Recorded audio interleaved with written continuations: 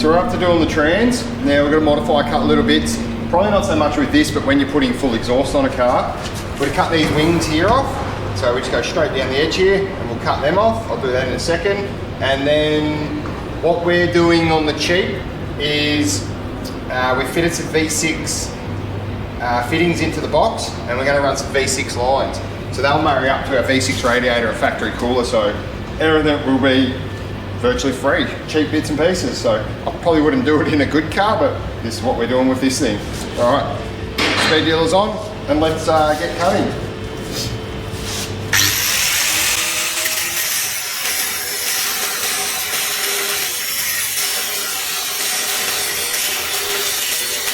All right, so what we got to do is bend these lines so that they'll fit in the car. They're V6 lines, clearly not for a Turbo 400 or a 4L60 box. So we want to go roughly in line and straight forward with the dowel, and that'll get us above the starter motor, above the engine mount, and straight to the radiator. So we'll see how we go. We'll pre-bend them before we put it in the car.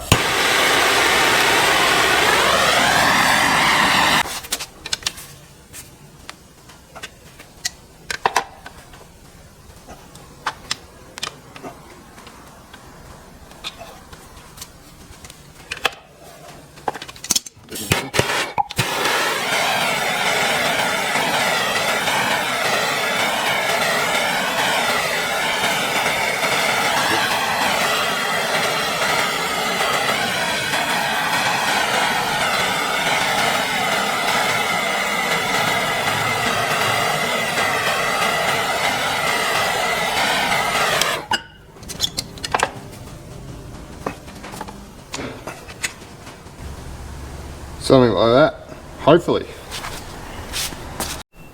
Okay, so up to our flex plate. Now I've got this really good, or once was good, TCI flex plate. I pulled it out because one of the weld-on lugs had come adrift and was rattling around. So I thought it would be a great idea to reuse it. The only thing is, I can't find that lug. So it's probably balanced and needs that there. I thought about knocking the others off, but then I'd have to put other spacers on. So what I've decided to do is use it as a marking template. We'll use a standard flex plate. Got it lined up there. We'll drill some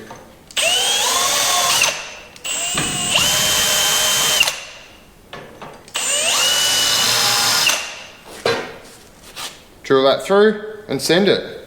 It's as good as cheap. Okay, so I'm feeling a bit dirty. I've just drilled this flex plate, but it's cheap and we're going to send it. So next thing's next, sitting on here. What we're going to do, this being a virgin sump, it's never been drilled before, so line up where your converter bolt would be, grab a drill, drill through to mark it, remove it back off, grab about a 22mm step bit, and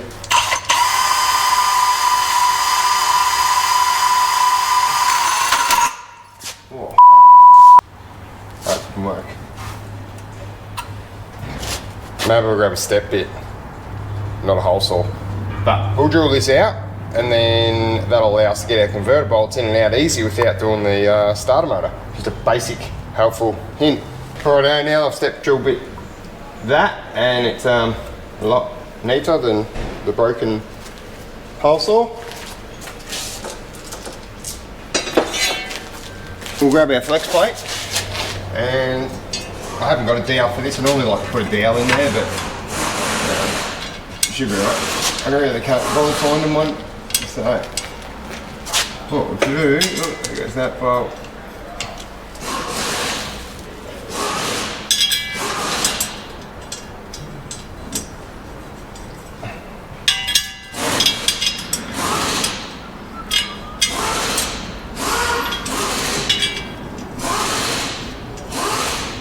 Always get your bolt started. If it doesn't start by a finger, don't send it. You'll end up in a world of hurt. And now, this is about the only bolt that I don't torque up. We just do them FT. So here goes.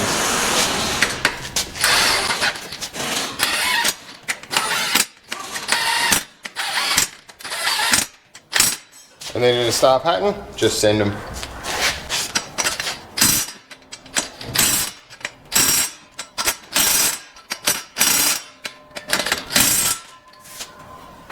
And that's it. So we've gone to throw the converter into the box. Now, this is the converter we got. It wouldn't go in. We tried everything. Without forcing it in, it wasn't going in.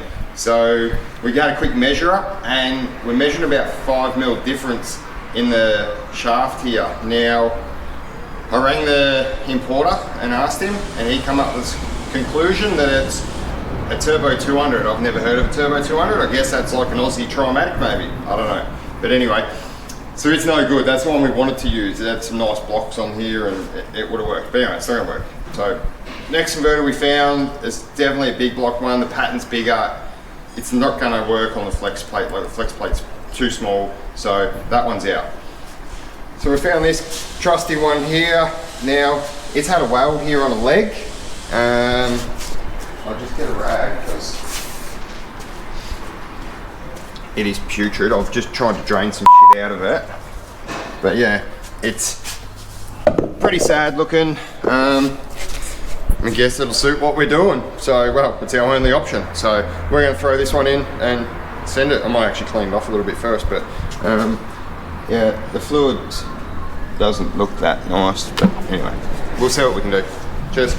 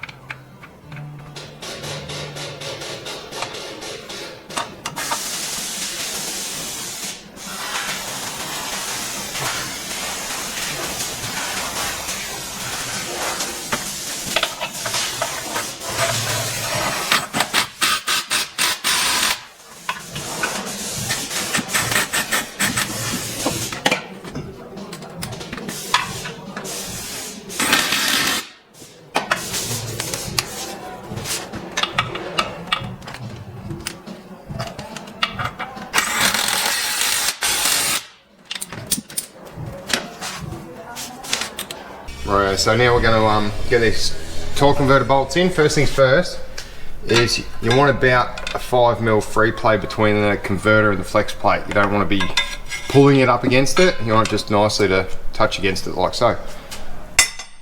Right, dropping everything as usual. So use our hole that we put in the front there. Poke the bolt through. Like so, get a nut up there.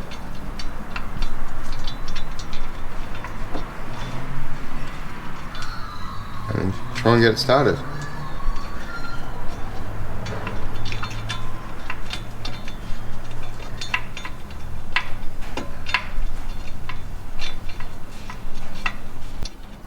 Wasn't it started?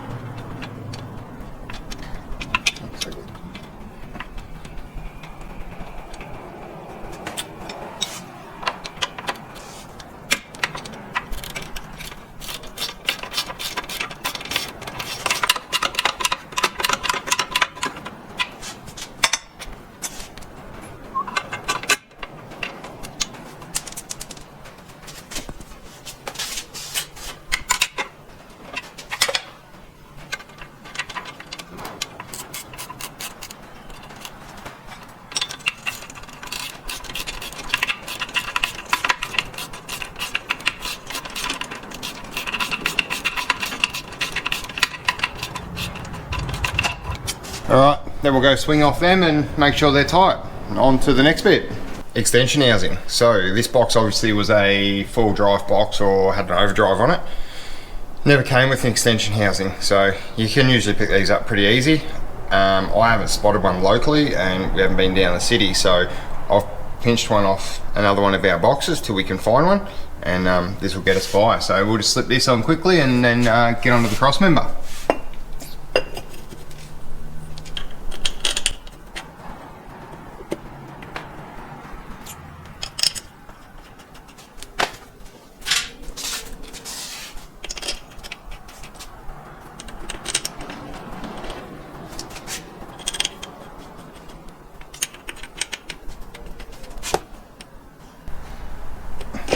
That's why that one might not have had a fucking bolt in it. I don't know, it's gonna go in there.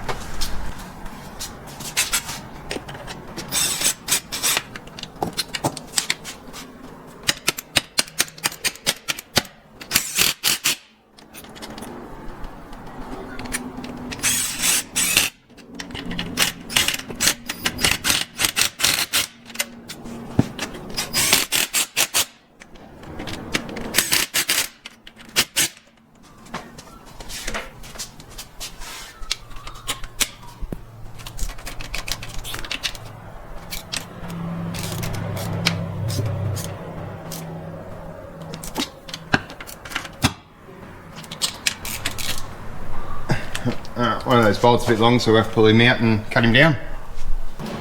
Righto, let's talk cross members. So, for a couple $100, you can get a rod shot one. It's nice and easy.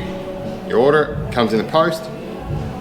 9 times out of 10, fits in the car. Maybe a little modification depending on your car, but they fit. It works. It saves a lot of headache. You could also get some steel, make one. It's probably going to take 3-4 hours out of your time, it's half a day. Could be spent elsewhere, but that's an option. That's a good option to make your own. Or you could be a tight ass like us and use a factory cross member and re-drill it. That's what we're going to do on a budget. Right, budget cut tail shafts. So what we do is we grab a 6-cylinder tail shaft, remove the standard end off it. Couple of options. You can get a good hardy Spicer one, or that's a eBay special, I don't know what it is. It'll work, not as good as this one. Now, then go see the guys at Repco. If you're lucky enough like us, we've got some guys that know Ford, they know Holden, they know drive lines, so they can help you out with those, and they've got Hutch who can tell you an old war story. So if you're in the city, then you might need to know what colour your car is to work out what size tyre it has. So, but I was lucky enough though, instead of getting a shaft out and stripping it down and building one with these parts, is I went out to the dungeon. We'll take you out there for a look, and happen to find one hanging up, we'll be able to slip in. So we'll go take a look out the dungeon. Mind you, it's a scary place. Alright, let's take a look in the dungeon.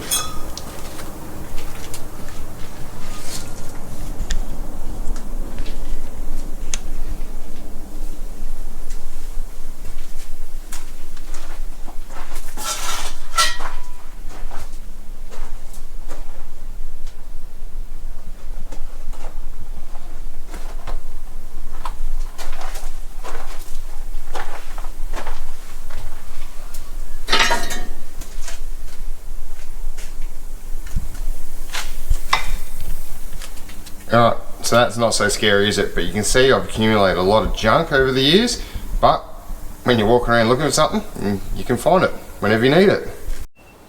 Righto, let's talk diffs. So we're at the final drive. Now, I've got a rag because I've got diff oil on my hands. I'm a mechanic and I hate diff oil. It's the worst thing in the world. It's the worst thing about the job. It stinks. So what we'll do, we'll start with what this diff is. This diff is Borg Warner. These are both Borg Warners. Now, there's a couple of different sizes. For a street car, burnout car, we run one. 800 plus horsepower with a couple of upgrades, but they're a standard gear set still, and it's lasted forever and a day. Now, I probably wouldn't, if I was building a drag car, I probably wouldn't use a Borg Warner, I'd use a 9-inch, but bang for buck, these things get the job done. Now we'll start from the top end of the scale, which is not the way we're going. So that's a torque locker, 1,000 plus, up to $2,000 for a good Harrop one. You can get the cheaper ones. Now, they work well, they'll lock in when one wheel spins, they're fine for a street car. Next thing's probably actually it's not, sorry, it would be a full spool. So and that's what we're running the burnout cars are full spools. So it replaces this centerpiece and you're banging gears on it, a couple of bearings on it, and that runs the center. So it takes away any elimination of movement. Then you go down to and they're probably the $500-600 mark. You go to a mini spool. So theoretically, take your gear sets out that are in here and yeah, drop it in the guts here, and then you still got your pins and that, so there is some sort of movement. Change your axles though via changing those gears from 28s to 31s, and then we go to what we're about to do. So we're going to leave the gears in here. We're going to weld in to the sides here. We're going to weld in here and in here and slip it all back together. And it's going to cost me about 20 bucks in welding wire and gas. So we're going a very budget option. Not ideal for a street car. Neither of these locked ones really are. But this one is the ball warner out of an early Commodore, which is a straight solid axle. This is your independent relator one. Now, they also then changed VT2 sort of era to a 3-bolt flange. So we're going to run 4-bolt, obviously. Now, I was lucky enough sorting through some treasure that I've accumulated, and I found this diff. Now, we'd have to change the pinion on it to run it, but I marked the pinion and the axle, and I spun it, and it's come up to me as a 3/9, so it's a perfect ratio for what we want.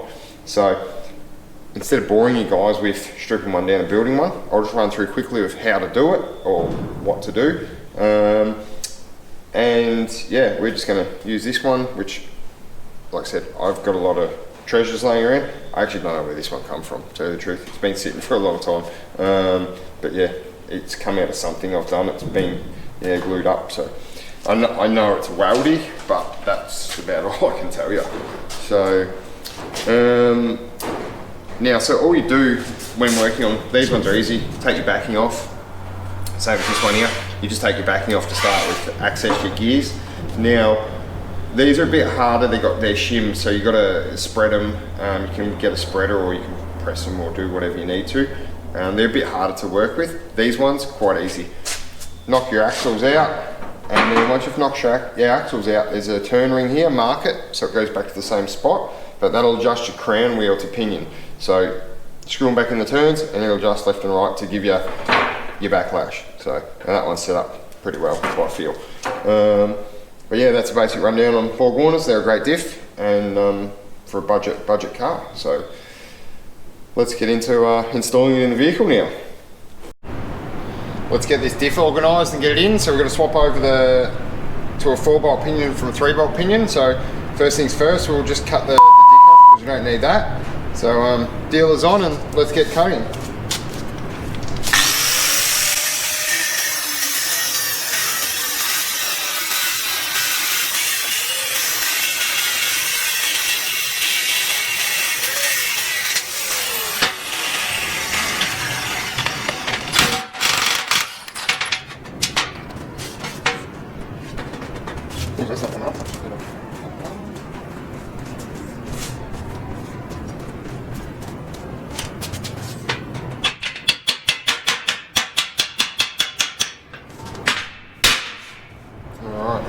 Now we've got that off, I'll be able to cut it nice and neaten it up a bit.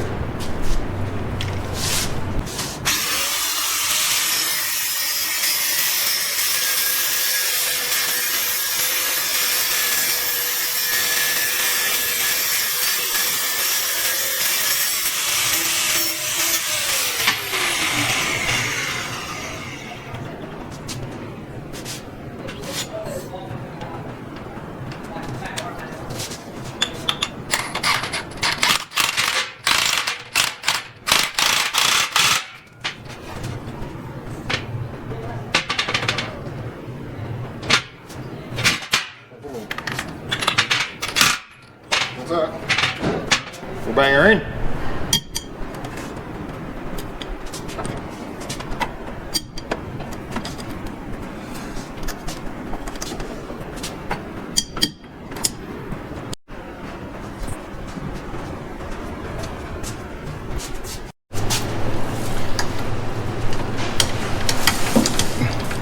So once we've cleaned the dirt out of the Allen key bolts, we brake bar them first before rattle gunning them. Pull your handbrake cable on and give it a lock off. On to the next one. We're about to drop the rear of the diff down. So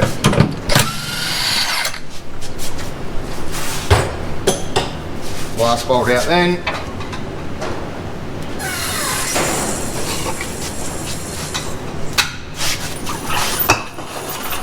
Bring that down, so that gives us access to the top mounting bolts of the diff, so we can unbolt that center now, swap it over, and then reverse and put it back in.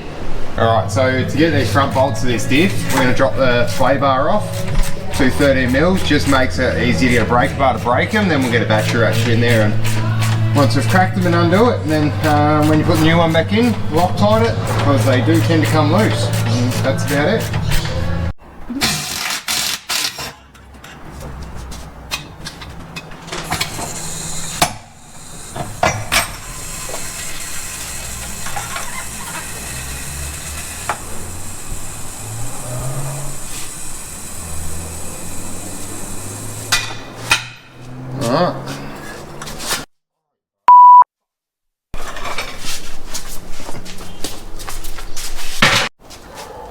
Alright, one bung these bolts up.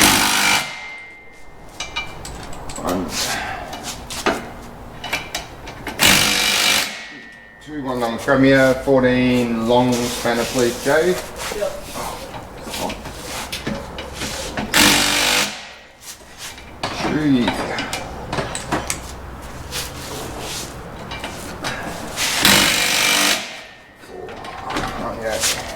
How'd you go? 15. 15? 14. Same, different ends. Good job.